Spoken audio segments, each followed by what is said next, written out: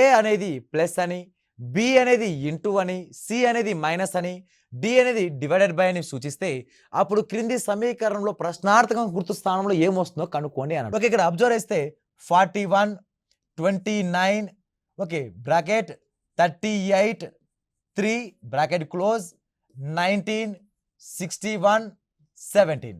Okay, ఆ symbols ఏమొస్తాయి చూద్దాం. C means minus, next A means plus, next B means into, next D means divided by, next అదే విధంగా A means plus, C means minus.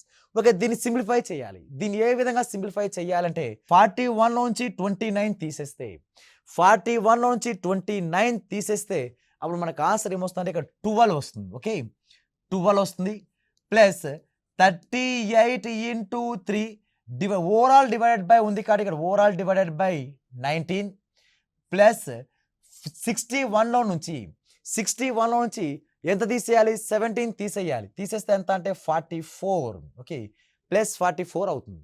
Therefore 19 1 జా 19 2 జా 3 2 జా 6.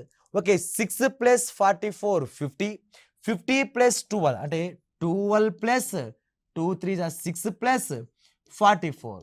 Therefore దీన్ని యాడ్ చేస్తే 44 ప్లస్ 6 50, 50 ప్లస్ 12 ఎంత అంటే 62. Therefore answer 62 is a perfect right answer అవుతుంది.